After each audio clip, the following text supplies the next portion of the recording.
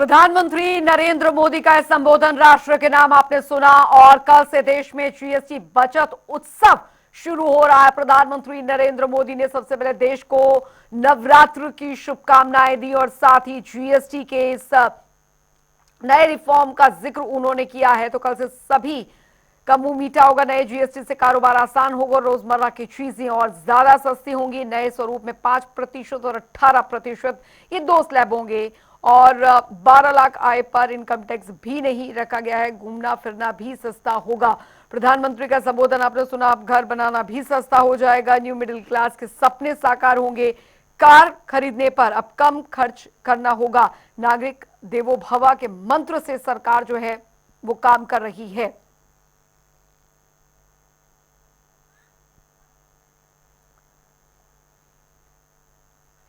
समाचार संपादक वरुण गोयल जी हमारे साथ इस पर चर्चा के लिए जुड़ गए हैं। उनसे हम बात कर लेते हैं। प्रधानमंत्री नरेंद्र मोदी का संबोधन अभी पूरे देश ने सुना और वरुण जी, कुल मिलाकर त्योहारों की शुरुआत के साथ प्रधानमंत्री नरेंद्र मोदी ने जो मिडिल क्लास व्यक्ति हैं उनका मुंह मीठा करवा दिया है, घोषणा कर दी है।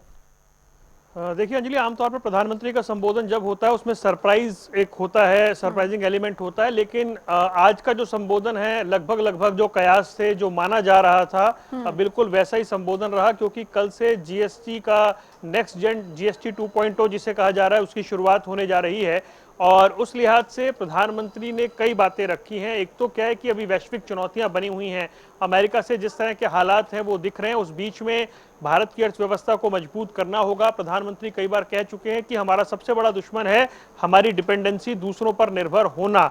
और उस लिहाज से आज के इस संबोधन में बहुत सारी बातें हैं। एक तो प्रधानमंत्री ने जनता से अपील की है कि वो स्वदेशी अपनाए।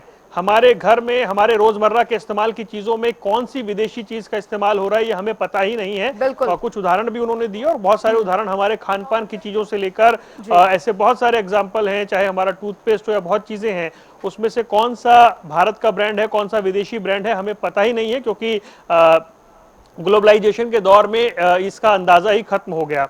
दूसरी बात, उन्होंने राज्यों से अपील की है कि वो स्वदेशी को बढ़ावा देने के लिए, साथ ही साथ एमएसएमई सेक्टर को बढ़ावा देने के लिए जो बेहतर हो सकता है, जो बेस्ट हो सकता है वो करें। तीसरी अपील उन्होंने दुकानदारों से, व्यापारियों से, विक्रेताओं से की है कि आप लोग भी ये जो जीएसटी की राहत है इसको लेकर जनता तक मैक्सिमम लाभ पहुंचे, इसको लेकर अवेयरनेस हो, इसकी दिशा में काम करें। तो चाहे मैन्युफैक्चरर हो, चाहे खरीदार हो, चाहे बेचने वाला विक्रेता हो, एक तरीके से प्रधानमंत्री ने सबको टच करने की कोशिश की है और बताया कि ये जो बचत उत्सव है इससे कितना फर्क आने वाला है। और जाहिर सी बात है कि हम पिछले कुछ दिनों में देख रहे हैं कि लगातार कंपनियां ऐलान कर रही हैं कि वो इस जीएसटी में जो बचत है, जो राहत है, इसका पूरा फायदा कस्टमर्स को देंगे।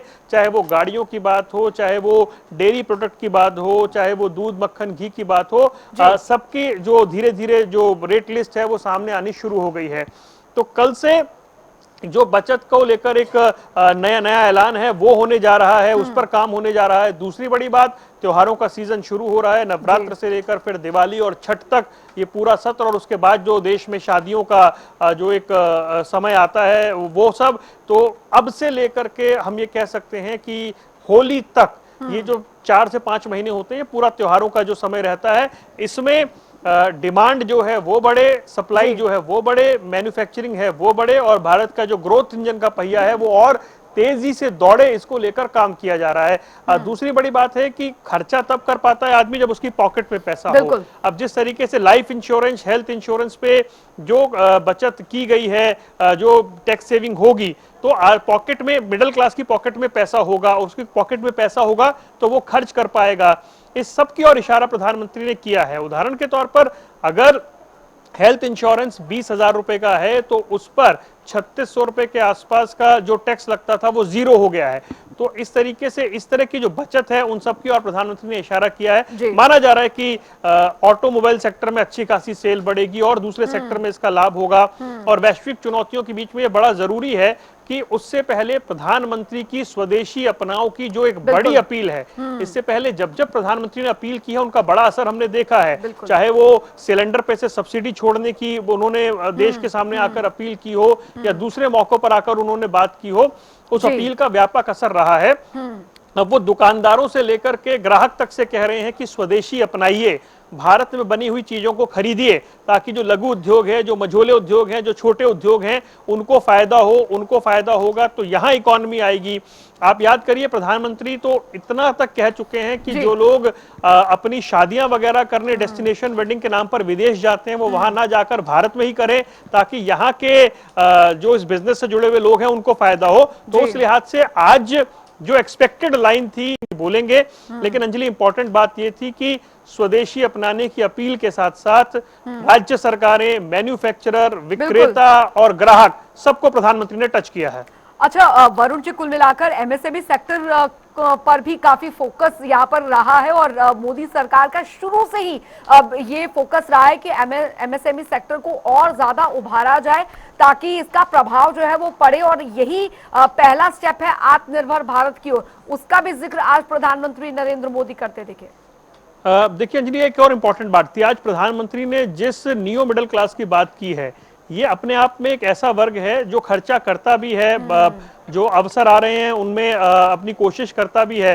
तो वो जो नियो मिडिल क्लास है, देखिए उसकी जरूरत के हिसाब से, और एमएसएमई सेक्टर हमने देखा पीछे कोविड से हिट हुआ था, उसके बाद धीरे धीरे पटरी पर आया।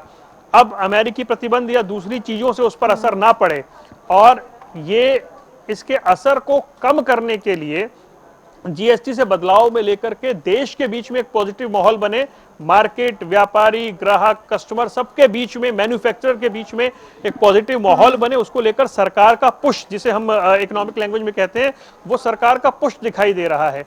मतलब पहले तो जीएसटी को लेकर ये बदलाव किए गए, एक, उसके बाद कंपनियों को कहा गया कि पूरा फायदा पहुंचाइए, तो लगातार कंपनियां अनाउंसमेंट कर रही हैं, वो दो, उसके बाद फिर प्रधानमंत्री खुद आकर पब्लिक से अपील कर रहे हैं कि ये बचत का त्योहार है, बचत का अवसर है, इसका लाभ भी उठाइए, अपील कर रहे हैं कि स्वदेशी अपनाइए, ताकि जो इंडियन स्टार्टअप हैं, जो इंडियन कंपनियां हैं, जो एमएसएमई सेक्टर है जिनकी आप बात कर रही हैं अंजलि, उनको फायदा मिले, वो उठें और बढ़कर आगे पहुंचे, क्योंकि अवसर बहुत हैं।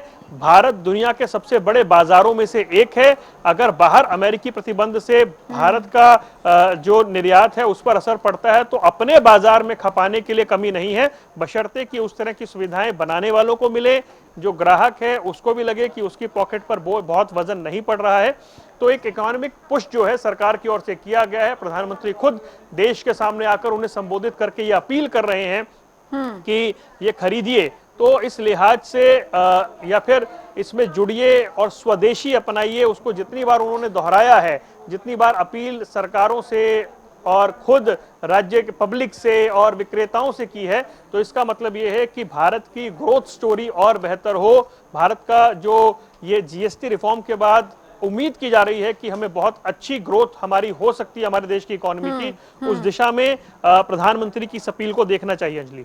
निवेश का भी जिक्र उन्होंने किया, साथ ही कहा कि केंद्र और राज्य मिलकर ही इसको आगे बढ़ा सकते हैं। जाहिर तौर पर अर्थव्यवस्था के लिए बहुत इंपॉर्टेंट फैक्टर होता है निवेश आना।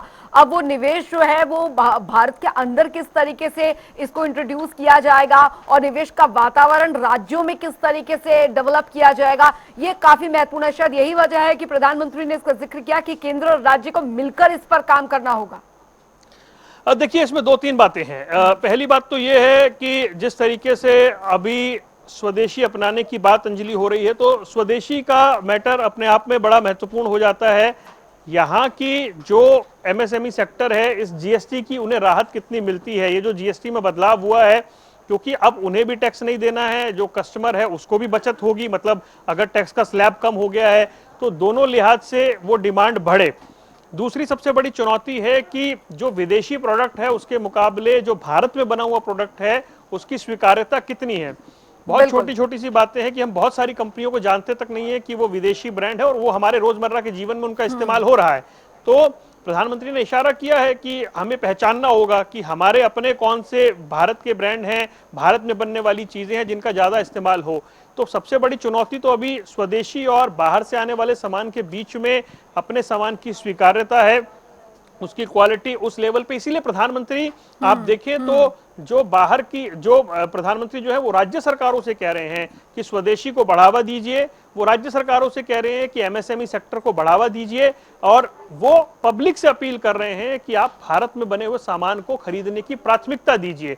तो ये पूरी चेन है, और इस पूरी चेन को संभालने के लिए और इस पूरी चेन पर काम करने के लिए इस तरीके से आगे बढ़ना होगा। और प्रधानमंत्री की आज की अपील के भी मायने यही हैं, इन्हें स्तर में, इस रूप में और इसी एंगल में समझना चाहिए कि जब हम ये कह रहे हैं कि ये जो जीएसटी में व्यापक बदलाव है, अभी हमने देखा गाड़ियों में 50,000 से लाख, 1.5 लाख रुपए तक का जो फर्क है वो दिखाई दे रहा है। जब हम देख रहे हैं दूध, घी, ब्रेड, मक्खन, इनमें जो है इनमें कटौती होनी शुरू हो गई है, पानी की बोतल तक में पैसे कम होने शुरू हो गए हैं, और अभी तो बहुत व्यापक पैमाने पर इसका असर दिखना शुरू होगा जब हेल्थ इंश्योरेंस और दूसरे सेक्टर में जो पैसे बचेंगे तो उससे जो पॉकेट है वो कितनी उसमें सेविंग्स आती है, सेविंग्स आती है तो परचेजिंग पावर कितनी बनती है, परचेजिंग पावर जब बढ़ती है तो डिमांड कैसी आती है, डिमांड अच्छी आती है तो फिर सप्लाई चेन कितनी बेहतर होती है, सप्लाई चेन बेहतर होती है तो फिर मैन्युफैक्चरिंग यूनिट में मैन्युफैक्चरिंग कैसी होती है,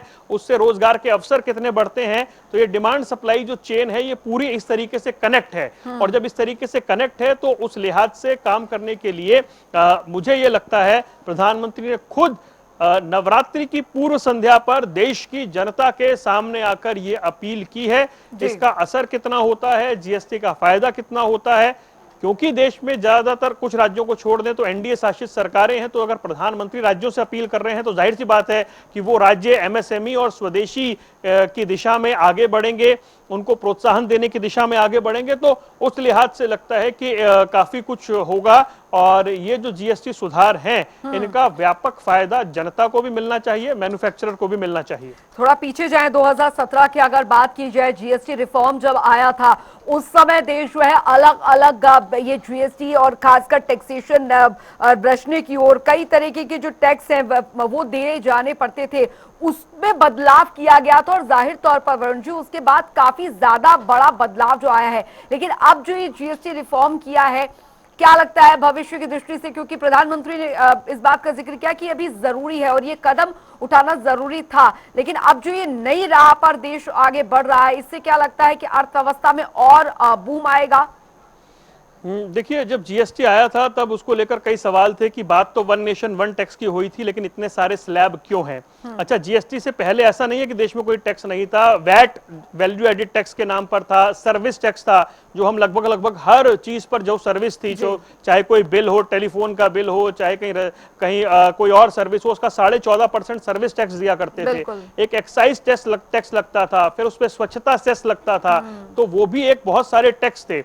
और इसलिए होता क्या था कि कोई चीज वो दिल्ली में किसी अलग रेट पर है, हरियाणा में अलग रेट पर है, राजस्थान में अलग रेट पर है, इसलिए वन नेशन वन टैक्स की बात हुई थी। तब शुरुआत में कहा गया था कि सभी को एक ही टैक्स दायरे में लाना संभव नहीं है, तब 4 टैक्स का स्लैब बना था। उस समय के वित्त मंत्री थे अरुण जेटली, जिन्होंने कहा था कि समय आने पर इसमें बदलाव किए जाएंगे और ये जो टैक्सेस हैं ये स्लैश होंगे, समय समय पर समीक्षा होगी। उसके बाद देश ने कोविड काल देखा, पूरी दुनिया ने देखा, तो जो बदलाव समय पर होने चाहिए थे वो हो नहीं पाए, अर्थव्यवस्था को वापस पटरी पर लाना चुनौती बना रहा, तो 2-3 साल उस चुनौती के बीच में निकल गए। अब जब ये अवसर लगा कि ऐसा किया जा सकता है तो फिर 28% की जो 2 स्लैब थे वो हटाए गए और फिर वो 18 और 5% किए गए। उसे एक व्यापक सुधार के तौर पर देखा जा सकता है। अभी भी इसमें और सुधार की गुंजाइश है।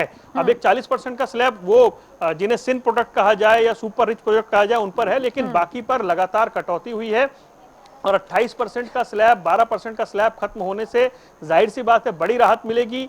कुछ चीजों पर जीरो जो हुआ है, जैसे हेल्थ इंश्योरेंस और दूसरी सर्विस हैं, उससे बड़ी राहत मिलेगी।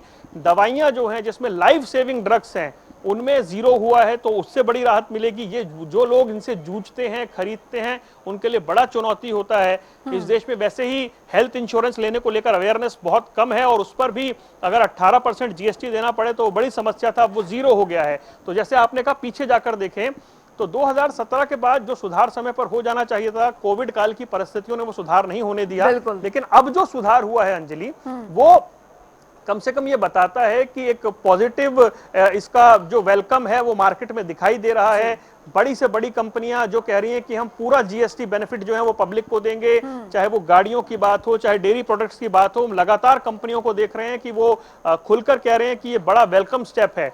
अभी जो बिल्कुल। वेलकम स्टेप है, त्योहार शुरू होते ही, क्योंकि श्राद्ध जो है, पितृपक्ष जो है वो आज समाप्त हो रहे हैं, बिल्कुल। कल से मार्केट में जब खरीदारी उस तरीके की शुरू होगी तो इसका इंपैक्ट कैसा दिखेगा वो देखना भी बहुत जरूरी है। और इसीलिए प्रधानमंत्री ने खुद आकर देश की जनता से ये अपील की है।